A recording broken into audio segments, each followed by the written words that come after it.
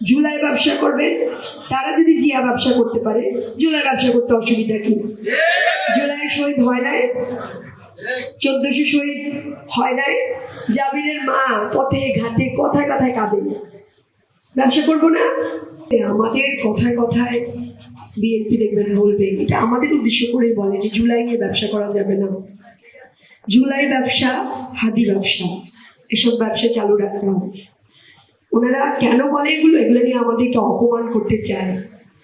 এগুলো নিয়ে অপমান করে যখন হাদি ব্যবসার কথা বলে তখন মনে মনে খারাপ লাগে, অপমান লাগে, মনে হয় যে আমি আসলে এরকম কিছু করে ফেলতেছি কিনা। বাট এগুলো বলে বলে হাদিকে কিন্তু নিউজ ফিড থেকে সরিয়ে দেওয়া হয়েছে, তাই না? হাদিকে নিউজ ফিড থেকে সরিয়ে দেওয়া হয়েছে।